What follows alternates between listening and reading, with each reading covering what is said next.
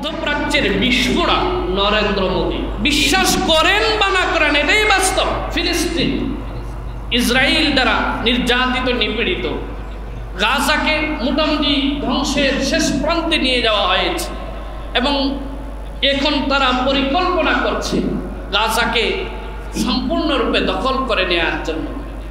যাই হোক, সে বিষয়ে অনেক বলেছি, আপনাদের কাছে সবসময় দোয়া চেয়েছি। ইসরায়েল যেমন মধ্যপ্রাচ্যের বিস্ফোরা মুসলিম মিল্লাতের জন্য, মুসলিম উম্মার জন্য, মুসলমানদের জন্য ক্যান্সারের চেয়েও বিস্ফোরা এবং অত্যন্ত জঘন্য নিষ্ঠুরতম শত্রু আমাদের উপমহাদেশে মুসলিম মিল্লাতের জন্য, মুসলমানদের জন্য একটা বিস্ফোরা, এবং বিস্ফোরার প্রধান হচ্ছে বর্তমান ভারতের প্রধানমন্ত্রী নরেন্দ্র মোদী। এটা আপনাদের বিশ্বাস হয়? এটা আপনাদের বিশ্বাস হয়? বিশ্বাস করেন বা না করেন, এটাই বাস্তব। বিশ্বাস করেন বা না করেন, এটাই বাস্তব। শিবসেনা, আরএসএস এই গুজরাটের মুখ্যমন্ত্রী থাকা অবস্থায় এই মোদীর নেতৃত্বে গুজরাটে হাজার হাজার মুসলমানকে শহীদ করে দেওয়া হয়েছে।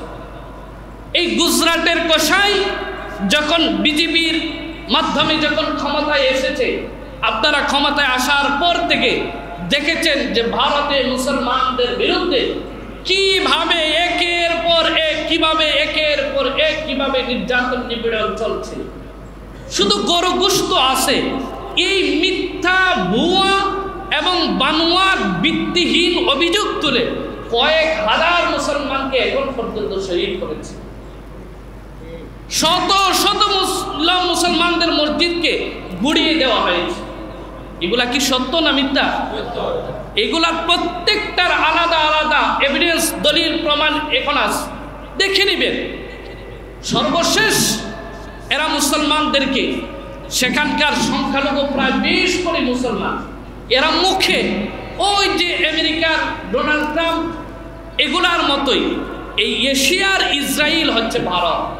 এরা আপনার মধ্যপ্রাচ্যে যেমন ইসরায়েল একটা আপনার কি বলে, তাদের একটা ইহুদি রাষ্ট্র কায়েম করতে চায়, এরা একটা ইহুদি রাষ্ট্র বানাতে চায়। ইহুদি রাষ্ট্র যেমন এরা মধ্যপ্রাচ্যে বানাতে চায়, এখনকার শিবসেনা, আরএসএস, বিজেপি, মোদী, অমিত শাহ এইগুলা এই ভারত উপমহাদেশটাকে ওরা একটা হিন্দু রাষ্ট্র এবং রাম রাজ্য বানাতে চায়। এই রাম রাজ্য বানানোর পরিকল্পনা নিয়ে এরা বহুদূর পর্যন্ত এগিয়ে গেছে। সর্বশেষ গত পরশু ভারতের পার্লামেন্টে বিল পাস হয়েছে, ওয়াকফ বিল পাস হয়েছে, মুসলমানদের ওয়াকফ বিল পাস হয়েছে। সেখানকার মুসলমানরা এটার প্রতিবাদ করেছে। আপনার সেখানকার যারা আপনার বিরোধী দলীয় কি বলে এমপিরা ছিল, তারা সেটার প্রতিবাদ করেছে।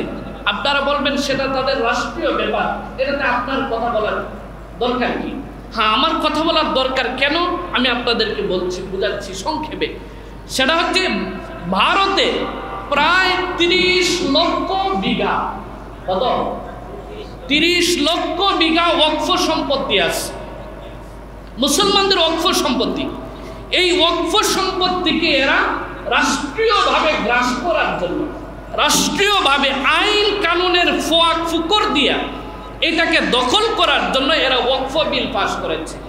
এবং এই ওয়াকফ বিলের মাধ্যমে বিভিন্ন মসজিদ, মাদ্রাসা, খানকা, বিভিন্ন দরগা, মাজারের নামে যে লক্ষ লক্ষ বিঘা জমি আছে, সেই জমিগুলা তারা দখলের জন্য একটা আইনি একটা সিস্টেম তারা তৈরি করেছে। এটি হচ্ছে মূল কথা।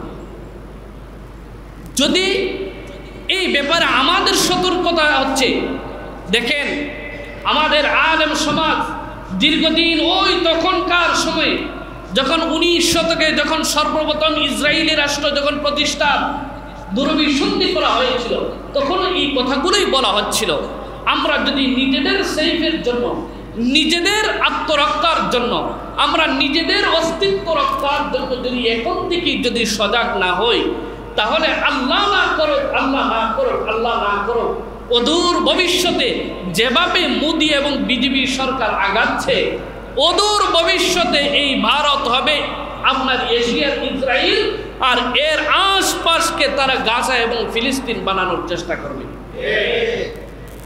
এজন্য আমরা আমাদের মুসলিম ভাইদের পক্ষে, এরা সংখ্যালঘু নির্যাতনের কথা বলে, এরা বলে বাংলাদেশে সংখ্যালঘু নির্যাতন হচ্ছে, এই জন্য এরা বিশ্ব মিডিয়ায়, বিশ্ব প্রশাসনের কাছে crore crore billion billion dollar আপনার খরচ করে বাংলাদেশের বিরুদ্ধে এরা অপপ্রচার করছে। অথচ নিজেদের দেশে সবচেয়ে বড় সংখ্যালঘু মুসলিম সম্প্রদায় নিরাপদ নয়, তাদের জান নিরাপদ নয়, তাদের মাল নিরাপদ নয়, তাদের ইজ্জত আবরু ঘর বাড়ি, তাদের মসজিদ মাদ্রাসা খানকা কোনো কিছুই নিরাপদ নয়। ভারতের একজন প্রভাবশালী মুসলিম লিডার আসাদুদ্দিন ওয়াইসি গত পরশু যখন আপনার সংসদে যখন এই বিল পাস হয়, তিনি কঠিনভাবে এটার বিরোধিতা করেছেন। সংসদেই সেই ওয়াকফ বিল আপনার কি বলে খসড়াকে তিনি ছেড়ে ফেলেছেন। এরপরে যখন 100-282 ভোট নিয়ে যখন সেটা পাস হয়ে যায়, তিনি কান্নায় ভেঙে পড়েছেন যে শুধু এই ওয়াকফ বিল পাস করা মানে একটা বিল পাস নয়, বরঞ্চ মুসলিম অস্তিত্বকে হুমকির মুখে ঠেলে দেওয়ার একটা পায়তারা। এজন্য আমরা গাজার জন্য যেমনভাবে দোয়া করব, আমাদের পার্শ্ববর্তী যে ভাইরা আছে নির্যাতিত নিপীড়িত, তারা এখন তাদের জায়গা জমি পর্যন্ত হুমকির মুখে পড়ছে। ওই ইসরায়েল যেমন গাজার ভূমি দখল করে, ফিলিস্তিনের ভূমি দখল করে মুসলমানদেরকে রিফিউজি বানানোর চেষ্টা করছে, এক সময় এরাও ওই আপনার ইন্ডিয়ার মুসলমানদের ভূমিগুলোকে এভাবে বিভিন্নভাবে দখল করে মুসলমানদেরকে বিতাড়িত করার ওরাও পায়তারা করছে। প্রিয় ভাইরা, আল্লাহ তাআলা আমাদেরকে ঈমান আমল নিয়ে, ঈমান ইখলাস নিয়ে বেঁচে থাকার তৌফিক দান করুন। ইসলামের বিরুদ্ধে, মুসলমানদের বিরুদ্ধে সমস্ত ষড়যন্ত্রকে আল্লাহ তাআলা ধ্বংস করে দিন। এর আগে আমাদেরকে আল্লাহ তাআলা সজাগ থাকার তৌফিক দান করুন। এখন আবাবিল শুধু বললেই আসবে না, আমাদেরকেও সজাগ থাকতে হবে, আমাদেরকেও প্রস্তুত থাকতে হবে। আল্লাহ আমাদের সেই তৌফিক দান করুন। যে কথাগুলো বলেছি রমাজান পরবর্তী সময়ে আমলের যে ধারাবাহিকতাগুলো বলেছি, রোজা রাখা, নামাজ পড়া, আল্লাহ তাআলা আমাদের সবাইকে তৌফিক দান করুন। আমিন। ওয়া আখিরু দাওয়ানা আলহামদুলিল্লাহি রাব্বিল আলামিন।